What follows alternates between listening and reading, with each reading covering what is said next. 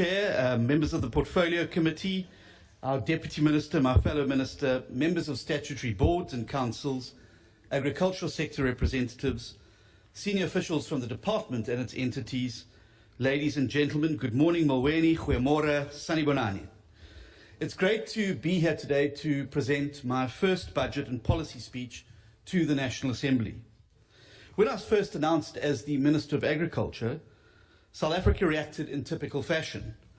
There were memes of me wearing tight-fitting boerable shorts and veldschoenen, pictures of me riding tractors and horses, and of course the very teasing renaming of me as John Deere.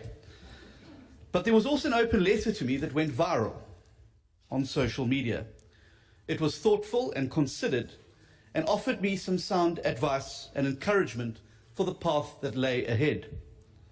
In his letter, the author told me that agriculture was not just farming. It was economics, manufacturing, infrastructure, energy, research, science, tourism, water, and many other things. In the first few weeks that I've been getting to grips with the department, I can confirm that my correspondent was absolutely correct.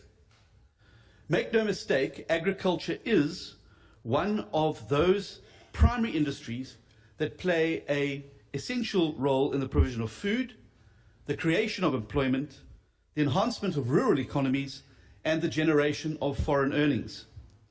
The sector contributes an average of 2.8% to the national economy, measured in gross democratic product, and roughly 6% to total employment. However, when food manufacturing is combined, both the agriculture and food sectors contribute up to 7% of the GDP. Between the period 2019 and 2023, the agricultural sector performed relatively well compared to other sectors in the economy. This is despite the challenges that were brought around as a result of the COVID-19 pandemic and the lockdown regulations. The July 2021 unrest, which disrupted food supply chains, and the conflict between Russia and Ukraine, which saw input costs and tariffs and trade flows of commodities like fertilizer, wheat, sunflower, and rice, amongst others, being affected. Despite this, during that period, the agricultural economy increased by more than 25% in value added, creating over 113,000 new jobs and expanding agricultural imports by roughly 47 billion rand. This growth can be attributed to the agility of the farmers and the value chain players and their adaptability to vulnerabilities like COVID-19 and conflict.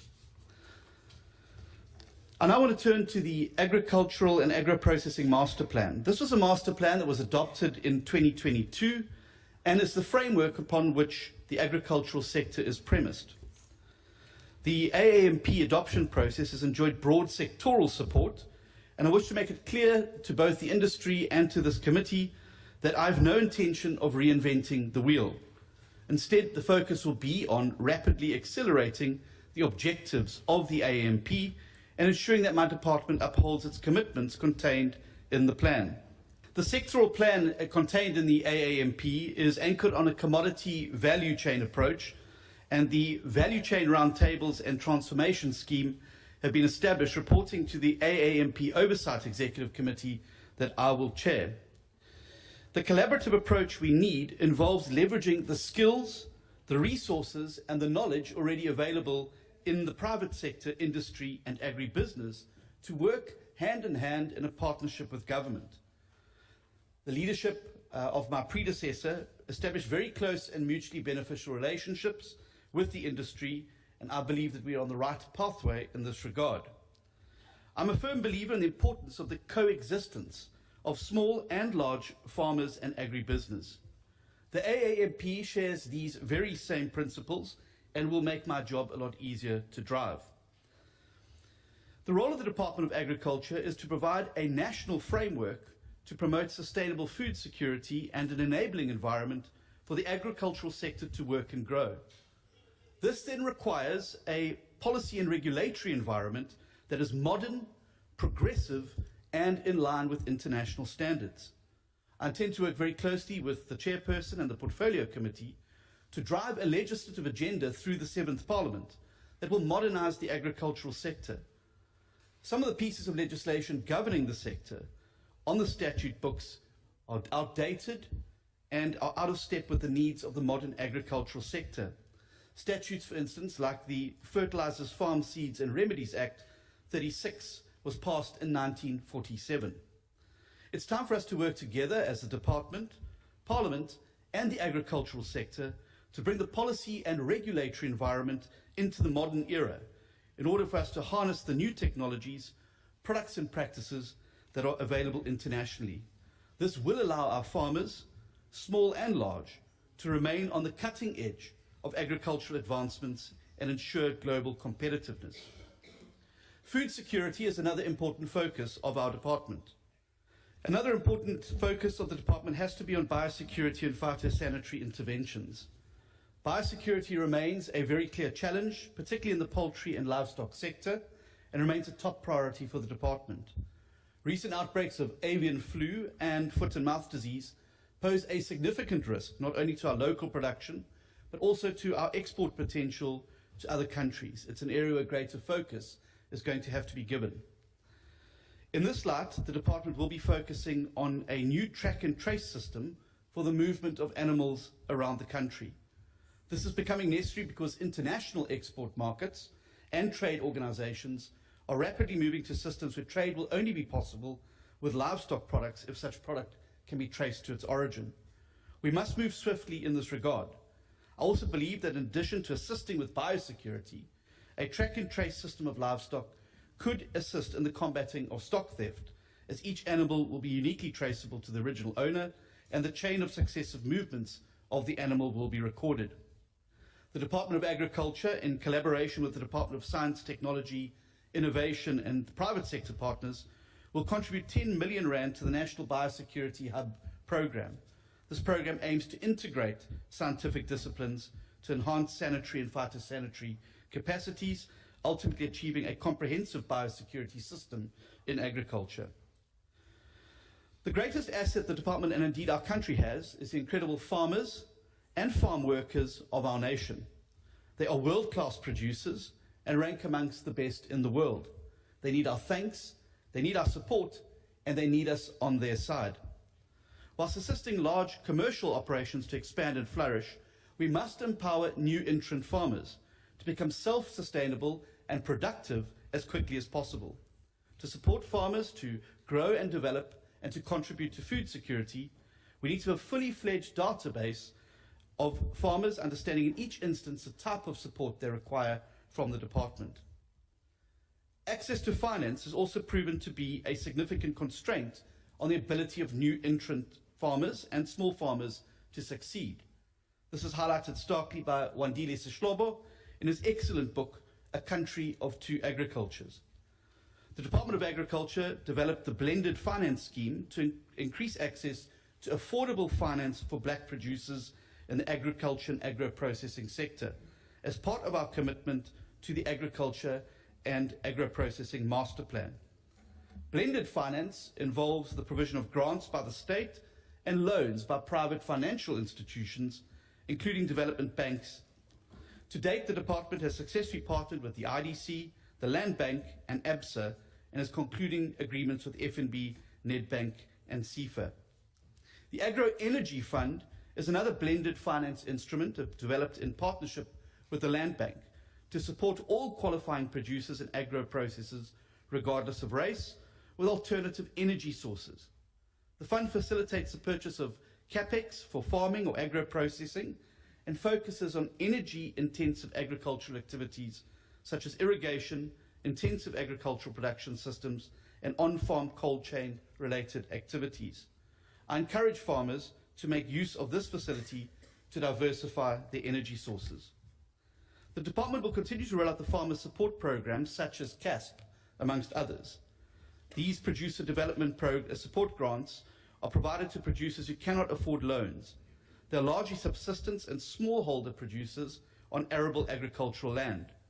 The support includes the provision of on and off farm infrastructure, production inputs, mechanization, training and mentorship, extension support, and ensuring that these smallholder producers receive accreditation and certification to supply safe and high-quality food to the market and the public through tailor-made SA GAP certification program, which has been implemented in the partnership with the Perishable Products Export Control Board. Additionally, 448 million will be made available through the Ilima Letsema to support 67,492 vulnerable households with food production, aiming to create 9,461 jobs, and 1.741 billion will be made available to support approximately 6,023 smallholder producers across all 9 provinces through the provincial departments of agriculture. I've read the Portfolio Committee's legacy reports, which are critical and offer some findings of their oversight visits, including problems they've identified with the PESI program and conditional grants meant for farmers. It is of concern that in some instances money meant for farmers was never received.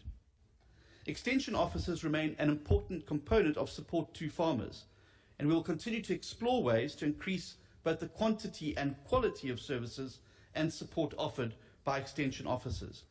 This will include exploring innovations as well as public-private partnerships with industry and sectoral bodies to potentially increase the number of extension officers and the training of them to the render the services our farmers need. We will relook at the process of allocating the grants and ensure that we are getting value for money and that the impact is being felt and measured on the ground. In terms of agricultural exports, these have shown a very strong annual growth rate over the past 5 years, with an increase of 5% in US dollar terms and 12% in rand terms. Robust engagements are currently underway with the European Union as well as in the WTO regarding new regulations which negatively impacted citrus exports to the EU market. We need to expand markets to enable profitable farming in South Africa. This year, in 2024, will mark the first season where South Africa will be able to export avocados to 3 new markets. Last week, the first avocados from South Africa landed in Japan, China, and India. And additionally, new markets have been opened for fresh beef and lamb in Iran and for table grapes and citrus in Vietnam. The maintenance of traditional markets has also contributed to the steady growth of agricultural exports. We must continue to expand these horizons for South African-produced agricultural products by expanding on and leveraging existing agreements like AGOA and our EU trade agreement. But we must also start looking to new markets on the African continent, India, the Middle East, Saudi Arabia, Egypt, and China. Again, access to these markets will only grow if we can ensure proper biosecurity and phytosanitary assurance to them. Disaster management is also an area that doesn't fall under this department, under the cooperative governance of traditional affairs, and natural disasters have started to have a massive impact on agriculture, including the recent veld fires, floods in the Western Cape, black frost in Limpopo. We need to be better prepared to mitigate such risks and assist farmers in extreme conditions. There are also other departments that fall outside of the Department of Agriculture, but which have a direct impact on agriculture. These include transport that covers the essential road and rail routes that farmers require to get their goods to market, the ports that farmers require to get their goods to international markets, and of course the SAPS, who are an essential partner if we are able to improve rural safety and protect our most important assets, farmers and farm workers, from violent criminals. Water, too, is going to be an essential partner in improving both access to and management of water resources. I intend to knock on all of their doors so that working together in a transversal way, we can really begin to unlock the real potential of the agricultural sector as the engine room of job creation in our economy. I intend to make sure that our farmers, farm workers, and the sector have the loudest voice in the room working their corner. And so I end where I began, with that letter I received from the unknown farmer. Yes, I undertake to use this opportunity as a chance to do something together with all of you, including the honourable members of this House and other members of Parliament. And yes, I will be on the sector's side as together we open the gates of opportunity for our farmers, small and large, our sectoral partners, and others Honourable Chair. for us to grow. Honourable Let's Chair. grow together. Thank you. Why I